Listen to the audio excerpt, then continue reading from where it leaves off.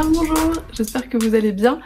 Je vous retrouve pour vous parler de mes dernières lectures graphiques qui sont plutôt des réécritures et des mangas. Voilà, j'ai fait un peu ciblé pour cette fois-ci. Je tiens encore une fois à vous remercier d'être de plus en plus nombreux à me suivre sur cette chaîne. C'est un bonheur d'échanger avec vous un petit peu sur mes lectures, sur mes envies livresques, etc.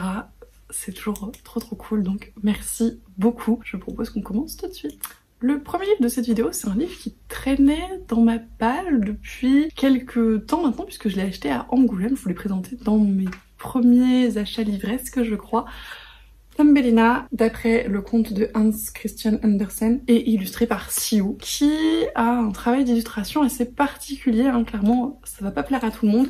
Moi, c'est un travail que j'ai plutôt apprécié. Alors, c'est un peu particulier parce que c'est entre mignon et creepy, vraiment, c'est extrêmement décalé comme truc. L'objet livre est très beau, vraiment, avec le dos tissé, des petites dorures, etc. Et ce qui est très intéressant dans ce livre, c'est que c'est à la fois en français et à la fois en anglais. En fait, sur chaque page, on a le premier paragraphe qui est en français et celui d'en dessous qui est en anglais. Donc on peut voir un petit peu la traduction qui a été faite. Et c'est assez intéressant parce que dans certaines parties, ça diverge un petit peu.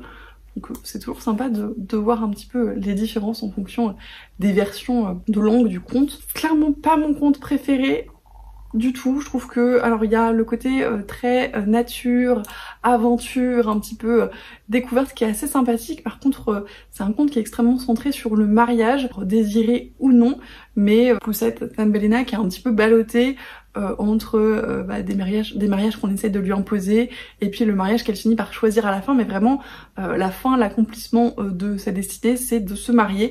Donc voilà, c'est quand même un conte assez rétrograde, mais en même temps voilà, c'est un conte de l'époque, mais en tout cas c'est pas le plus moderne ni le plus intéressant d'un point de vue de la femme. Après j'ai beaucoup aimé le découvrir comme ça, j'ai beaucoup aimé les illustrations, j'aime beaucoup l'objet livre, donc je suis quand même très contente d'avoir pu le lire. C'est chez Scoutella Édition, je sais plus si je l'ai dit, je crois que c'est trouvable sur internet. Deuxième livre, deuxième réécriture de conte, et encore une collection que j'ai découverte à Angoulême. C'est les merveilleux contes de Grimm, donc chez les aventuriers de l'étrange. Donc ici c'est Laurine et Lorindel de Maurizia Rubino. Je vous l'ai présenté tout récemment en book haul. C'était le seul que j'avais pas pris à Angoulême et je l'ai trouvé à la mystérieuse librairie nantaise, donc j'ai été ravie de me le procurer. J'aime beaucoup le style graphique de cette réécriture. Alors c'est des ouvrages qui se lisent extrêmement vite parce que c'est vraiment très court. C'est vraiment le conte raconté, mais voilà, très rapidement. Mais vraiment le style graphique m'a complètement embarqué. Le conte en lui-même, pareil, est pas mon préféré. C'est un conte que je connaissais pas franchement. C'est l'histoire voilà, de deux jeunes gens qui s'aiment et puis la jeune femme va être enlevée par une sorcière qui transforme toutes les jeunes femmes en oiseaux. Et donc c'est l'histoire de son prince charmant qui essaye de la sauver, etc. C'est sympathique, mais c'est pas, ça casse pas trois pattes à un canard, mais vraiment les illustrations et le travail un petit peu de mise en page et de réécriture graphique de ce conte m'a vraiment beaucoup plu. J'ai passé un très bon moment. En plus, voilà, les objets livres sont vraiment à tomber par terre, ils rentrent très bien tous ensemble dans la bibliothèque. C'était l'occasion de continuer dans cette lancée.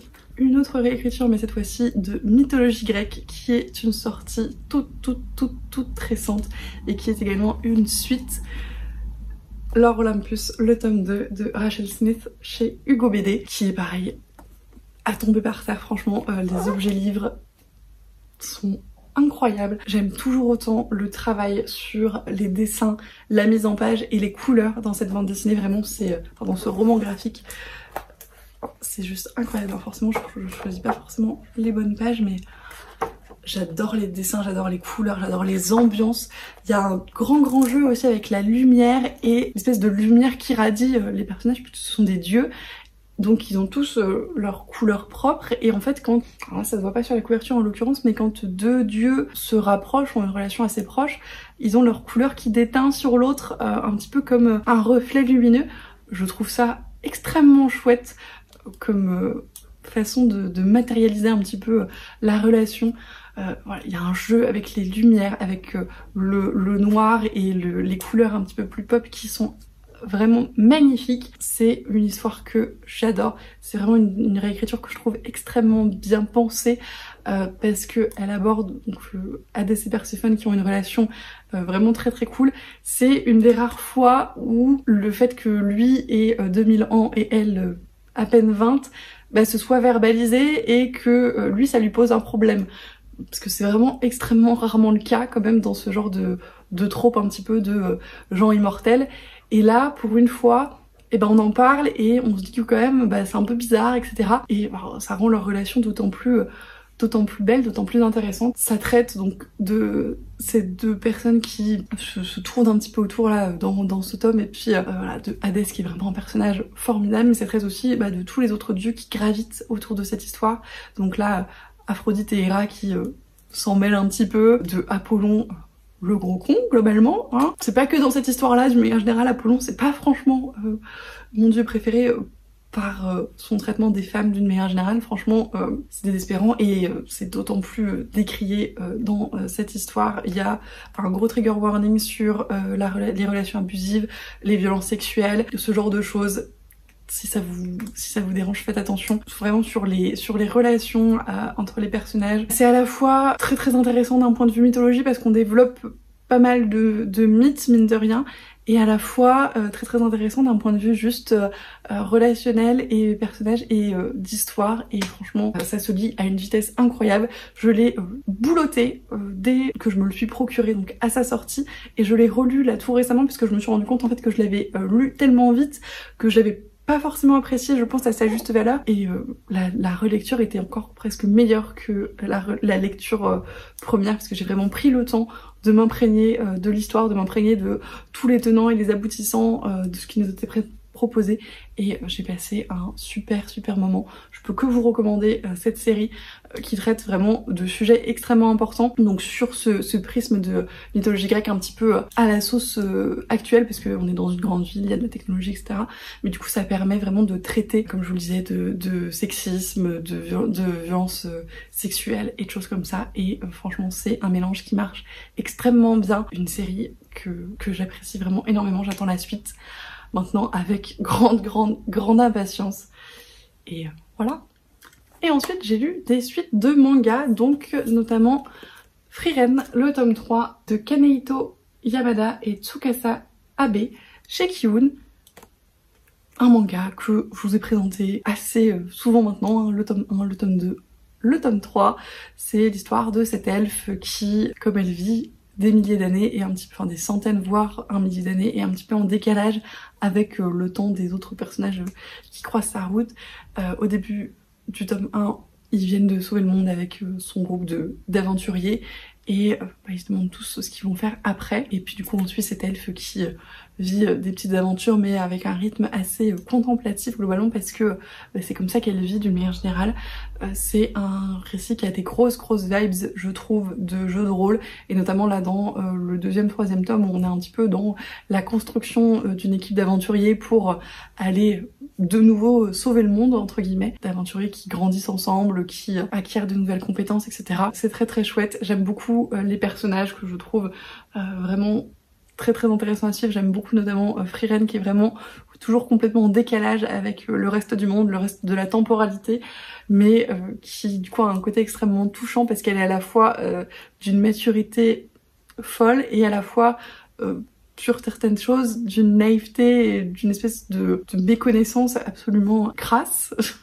C'est un décalage que j'aime beaucoup. J'aime beaucoup aussi ses autres compagnons qui sont pour le coup un petit peu plus classiques en termes de manga, mais qui marchent très bien.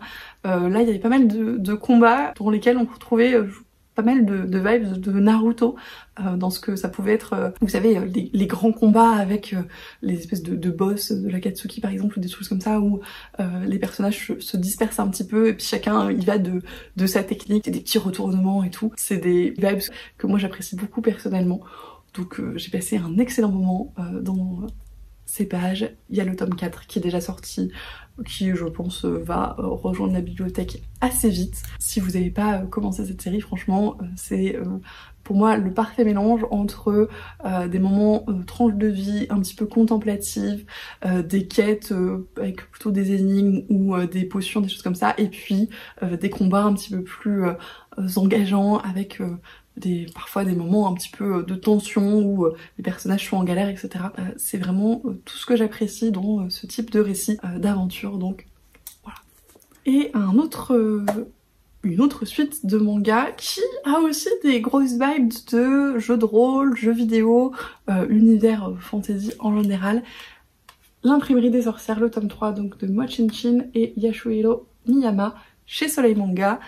Encore une fois, j'ai dû vous présenter au moins le tome 2 il y a pas très longtemps, mais comme j'avais vraiment beaucoup aimé, je me suis jetée assez rapidement sur le 3e, que j'ai également beaucoup apprécié. Là, on est peut-être plus dans la vibe de jeux vidéo parce que on parle un petit peu de changement de niveau, de gens qui, pareil, font des quêtes, etc. C'est un peu plus fragmenté dans le récit puisqu'on est vraiment sur un épisode, une quête, même s'il y a une cohérence d'ensemble, on est un petit peu plus sur ce modèle-là.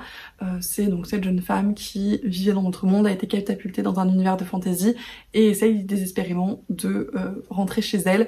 Donc pour ça, a lancé un petit peu une espèce de convention de magie, donc le Magic Market, où les sorciers, les mages vont venir échanger leurs sorts, leurs grimoires, etc. Et qui devient tout un truc en fait. Donc elle se retrouve à gérer ça et à la fois une imprimerie donc pour un petit peu disperser le savoir, et elle espérait trouver un sort qui puisse les ramener chez elle. J'aime vraiment beaucoup ces personnages, j'aime vraiment beaucoup l'univers. Et là il y a tout un côté où on parle un peu plus de maison d'édition, si on veut, de magie, et j'ai trouvé ça vraiment très chouette d'avoir ces parallèles à chaque fois avec le monde du livre. On sent que vraiment c'est quelque chose d'important pour l'auteur.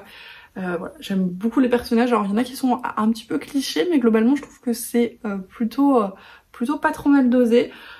Mon seul reproche, c'est qu'il y a quand même un petit peu d'objectification du corps féminin dans certains passages, pas tous, loin de là, et c'est assez rare globalement, mais ça arrive, et voilà, je trouve toujours ça un petit peu dommage, surtout que là, bon, ça pour moi aurait pu être évité. Et là franchement, bon, bof. Mais sinon vraiment c'est un manga que j'apprécie beaucoup, et bon, je lirai la suite avec grand plaisir assez rapidement. Et c'est tout du coup pour mes dernières lectures graphiques, donc les derniers romans graphiques BD manga que j'ai lus récemment. Comme d'habitude, n'hésitez pas à me dire si certains des livres que j'ai présentés vous tentent, ou que vous en avez déjà lu certains, et ce que vous en avez pensé, ou si vous avez fait d'autres découvertes en graphique ces derniers temps, ça m'intéresse également. Et puis moi, je vous souhaite comme toujours d'excellentes lectures et je vous dis à la prochaine.